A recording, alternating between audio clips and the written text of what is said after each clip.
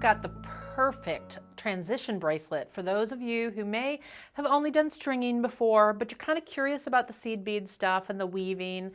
This bracelet, we're going to do some bead weaving, but we're doing it using a beading wire, so Beadalon or SoftFlex, whatever you use. Either one will work. And we're doing a little bit of weaving, but we don't even have to use needles because we're going to use the ends of the Beadalon or SoftFlex to actually do the weaving part. So this is also a bracelet that you can do in, I'm going to guess, once you've made your first one, you can really make an entire bracelet in under 30 minutes, which is a really great fast thing to do when you're up against the wall for a present. Okay, let's take a look at what we're doing. This is the bracelet. I call it the Simple Sparkle Bracelet.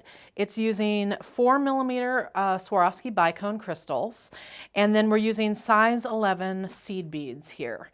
You also will need a couple of crimps because we're going to be using crimps to end off our two ends. You'll need some kind of clasp. I used a toggle clasp on this. You can use toggles, you can use lobster claws, whatever your preference is. And then you'll also need some kind of beading wire. Now for the beading wire, I like to use, this happens to be a .014 diameter beading wire, which works really well. That's about the thickest that you can use. You can get away with a .015. Beadalon makes a .015. This one is a SoftFlex, which is the .014. You can go down as skinny as the .010 beading wire, but in general my feeling is as long as you can use the .014, I would rather use a heavier, stronger beading wire, because that way if you happened to catch one of these loops on something and pull yanked, it will have more resistance to actually breaking if you're using the stronger beading wire. Okay, so .014 or .015 is your best bet on the beading wire. And how we're going to start this out is I cut about a 3 to 3.5 foot piece of beading wire. So that's quite long. We're going to use it doubled. And then I also like to make sure that I don't run short, because if you run short, then you're going to have all sorts of problems with finishing your bracelet. So I always try to err on the side of too long. Take both of ends of the beading wire. I'm sorry, you're actually going to take one end of the beading wire. You're going to pass it through one end of your clasp, and then you're going to center it on the beading wire. That's where you bring the two beading wires together and center, roughly center this. I'll take one crimp and put it over both ends of this beading wire. But here's the thing about using a toggle clasp, is that when you use a toggle clasp on the bar side, you need this bar to be skinny enough to get back in through the loop end of the toggle. And what I mean by that is this has to fit up into the hole. And because this bracelet gets wide fairly quickly, what I like to do is right before I put that crimp on, I add an additional crystal. So it's just a way of elongating it without making it look ugly, and making sure that this little section here is long enough that it will fit up in your toggle clasp. So because I'm using a toggle, before I put that crimp on, what I'm actually going to do is put a crystal over both wires. Then I will string that crimp over both wires. We'll bring that all right up to the end.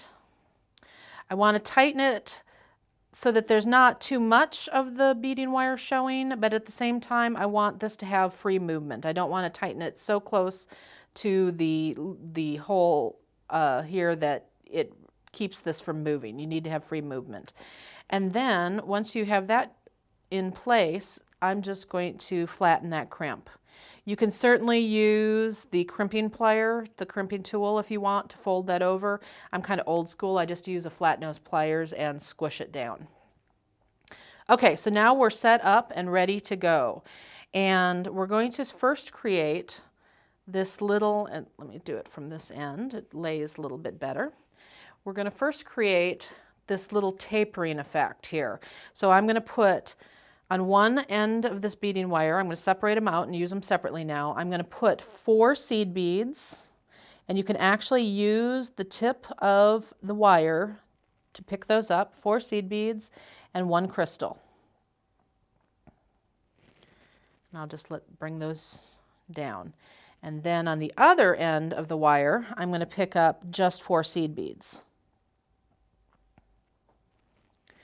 Now, on the piece that I have just the 4 seed beads, I'm going to go back through this crystal away from me on the other side. And by going away from me, what's going to happen here is when I pull it tight, there we go. I usually kind of have to separate it out from the seed beads, and you can tighten that all back up later.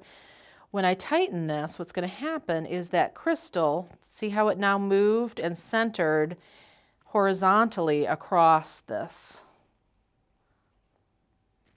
And there we go. Now we've got that taper. So now we're ready to do our first round segment here. And on the right hand cord, I'm going to pick up 7 seed beads and a crystal. On the other cord, on the left hand cord, I'm just going to pick up 7 seed beads.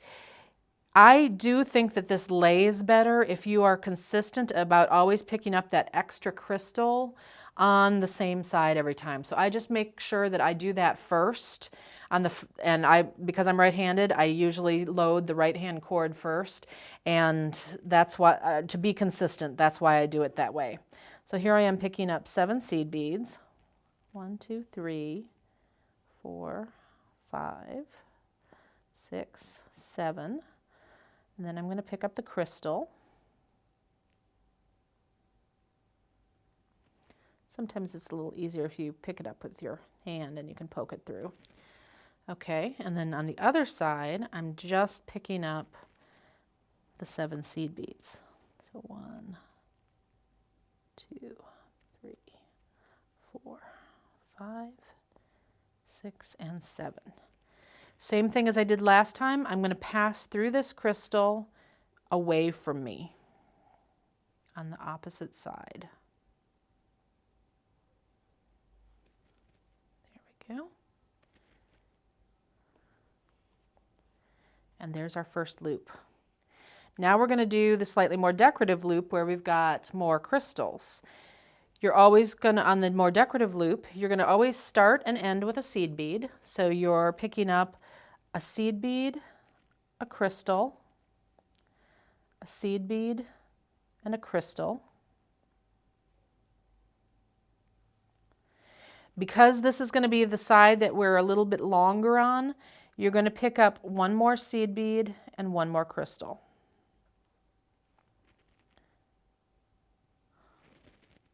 So 3 crystals on the right-hand one. On the left-hand one, we're only going to pick up 2 crystals, but remember we start and end with a seed bead. So seed bead, crystal, seed bead, crystal. We have to end with a seed bead. There we go. Then we're going to pass through the last crystal on the opposite side away from us.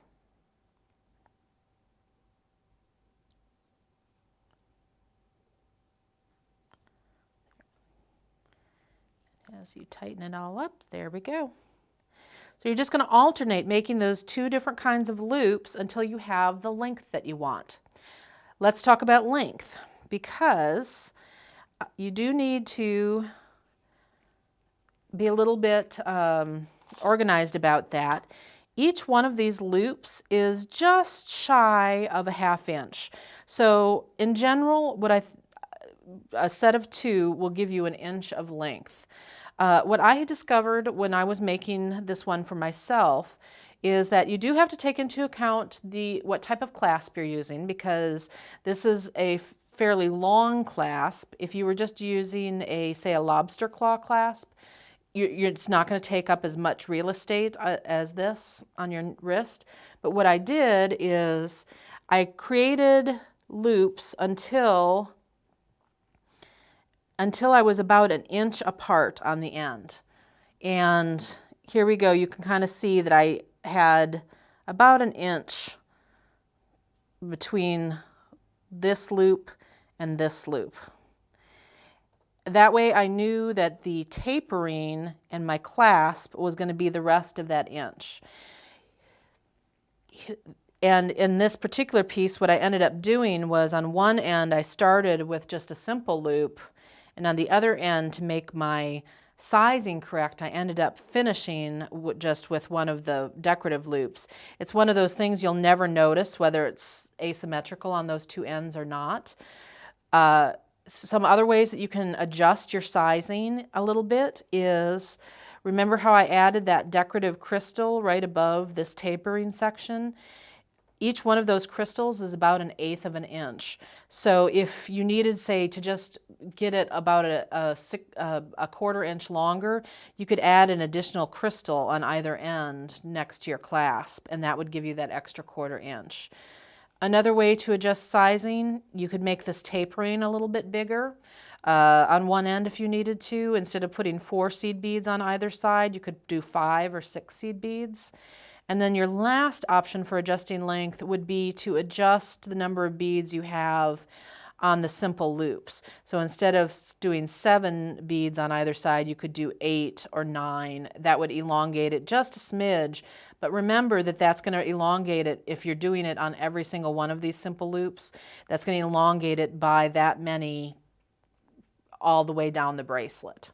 So those are some of the ways that you can kind of adjust and play with your sizing.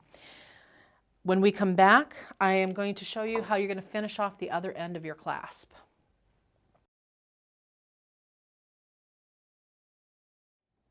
Okay, now that you've got an entire bracelet worth of loops going, let's go ahead and finish off the other end. I am actually making a Barbie bracelet, so I hope that yours is a little bit longer than mine, but we're just going to pretend that this is a full-length bracelet here. And what I've done is I finished what I think is going to be my last loop.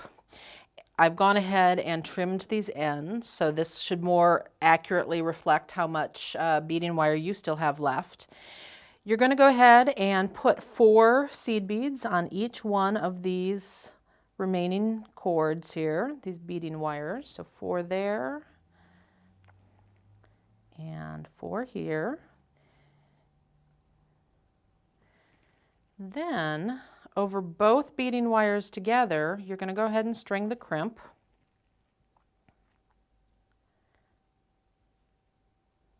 Did I get both of them? Yes, I did. Okay. I'll bring that down. So see how that is going to create that tapering that it mimics what was on the other end. Then for functional purposes on this end, I had put that crystal, but I like having that little detail there, so I'm going to replicate that on this other side, and we're going to take a crystal and poke it over both ends of the beading wire. Okay, now here's where I'm going to do something a little bit different than what you might expect. If you've worked with double strands of Beadalon or SoftFlex before, what you normally would do is you would put both strands through the hole on your clasp and then string it back through the crystal, back through the crimp, and then back through some additional seed beads before you crimp down and you before you crimped down on it and finished your bracelet. I'm only going to use one, and the reason is because I'm using this 0.014 diameter, it is actually pretty difficult to get 4 passes of it through a 2x2 millimeter crimp, which is what I'm using here. So you actually only have to use one of these to get back through there. To get through there, I usually loosen this up so that I can kind of get an angle on it, and I'm just going to take the one pass of beading cord. I went ahead and strung the other end of my clasp on, and then I'm going to pass it back through the crystal and through the crimp. And even that may be a bit of a trick here, using the 0.014.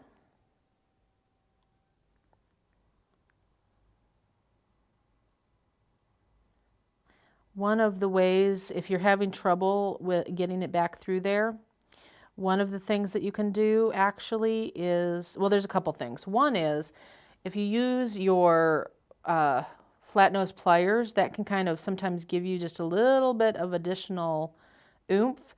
However, this crystal that I picked up just seems to have a slightly smaller than usual hole. So what I'm going to do instead is, on this piece, the second piece of beading wire that I'm not bringing back through the through the clasp, and I'm going to actually pull that out of the crystal. So the only place it has to go through is the crimp. The other side only, so now I've got one beading wire coming out of the crimp, one beading wire coming out of the crystal, back through the clasp, now back through the crystal. This time I should have no problem, and indeed I didn't. Back through the crimp. Again, that's got a nice big hole, so I won't have trouble getting that back through there. One of the benefits of having one of these beading cords come out the top of the crimp and one of them coming out the bottom is by pulling them in separate directions, it normally will go ahead and cinch this all up nicely for you, or at least it will help you cinch it all up nicely. See how as I was pulling those in opposite directions, it just kind of came together. So again, I want to make sure that I've got enough loop that this will move nicely. Then I can just cut down or mash down on the crimp. If I wanted to, I could have passed this cord back through a couple of more seed beads, but in general, I find that that's not really necessary. What you want to do when you cut these is make sure that you cut it nice and close to the crimp. Cut one at the bottom. You'll cut one at the top, making sure that you do not actually cut the cord that's going through there. I have done that before and been very sad. And there we go. It is completely finished, and now Barbie has a new bracelet. So you see it's a really simple project to do, very fast, but you get this gorgeous sparkle of the crystal, and it's a very lightweight bracelet. So for people who don't like to have a lot of weight, it's a perfect thing for them. I know that you're going to go forward and make a bazillion of them, so get going, would you? Have a good time.